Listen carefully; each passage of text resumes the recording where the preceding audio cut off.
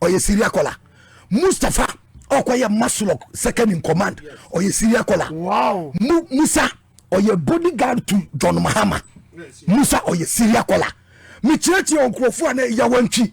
Any adi nyina Carlos Eastern region former youth deputy youth organizer. Me ami nia yawantwi. NDC bu shia no pede we shia me. No ye Syria kola.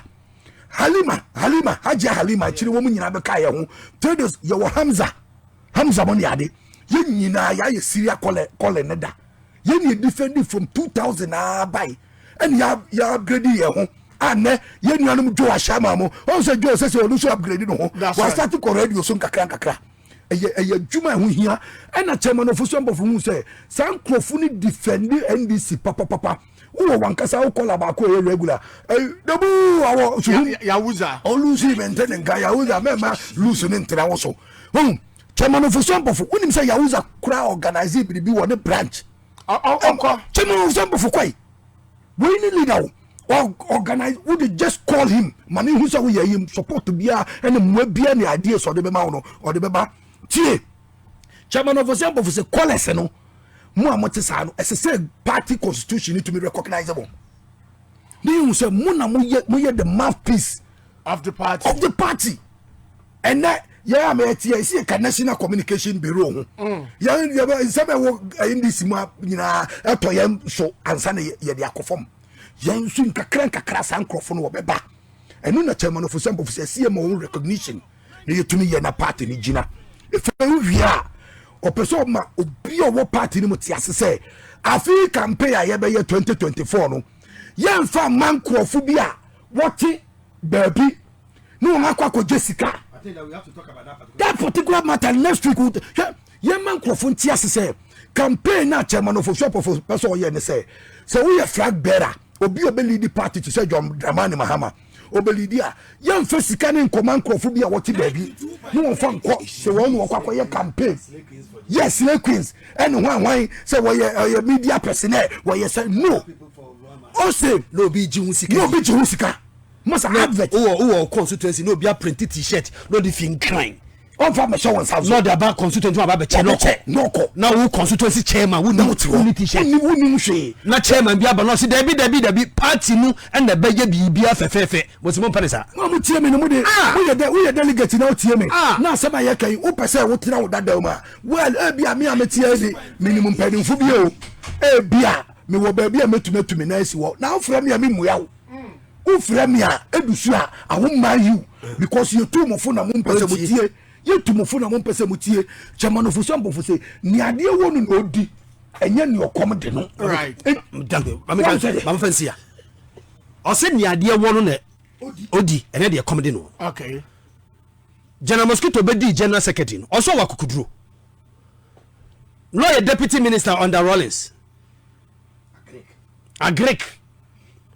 chairman of some of be minister under Rollins.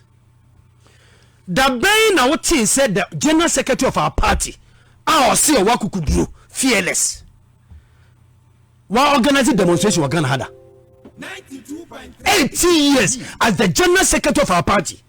The bay na what is what radio so say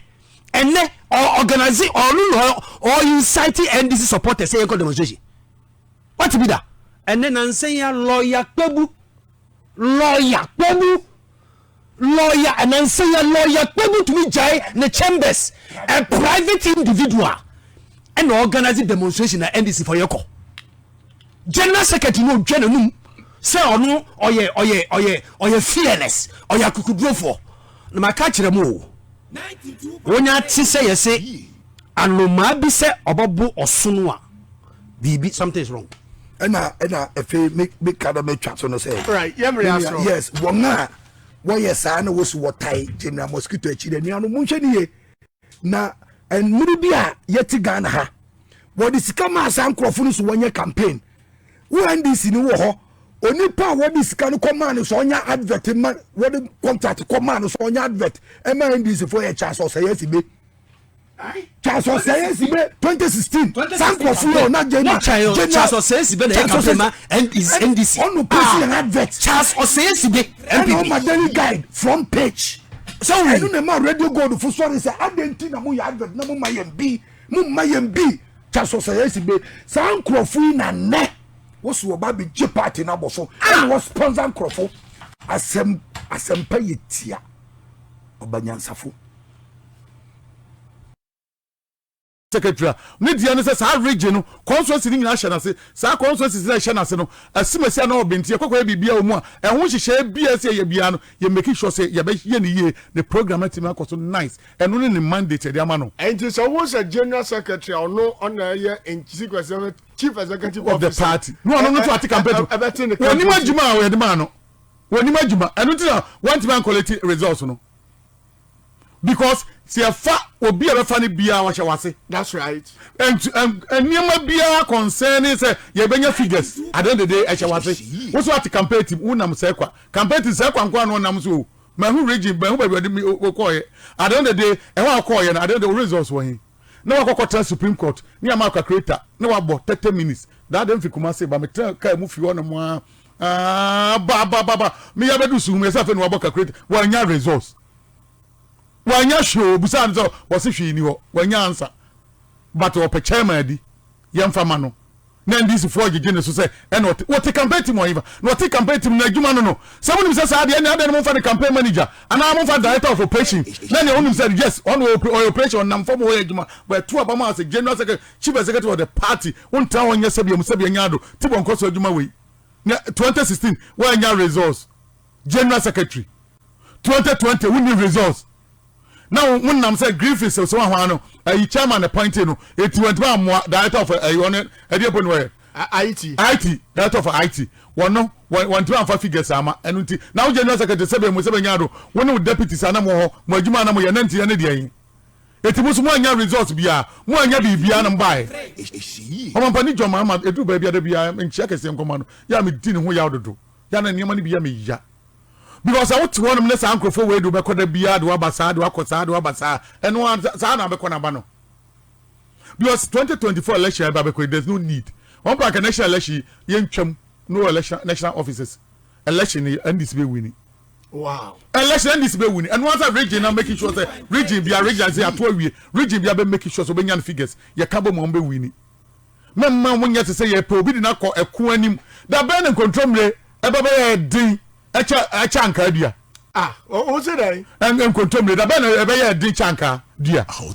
o be so tere se dia be o che asia nu kata da be na o be ye hero ana so be ye obi so lead team no a che se akufo ada na obi abesuro no da be nya asia nu kata the parliament sa atoma ye vet ministers nya no a that's right ya mo so mfi no results be na o de be ye interview on tiasmo kan we busan say eye dey na motima pass sankrofo ya sabio how akum se mu ne ofori atam na what asem kan adekwenti e pass wo mu ne say sabe ya ndis betima banti no say wo mu nya ade e pass wo mu take over wo Ghana tat Charles who records so me see woni wo Ghana tat na I say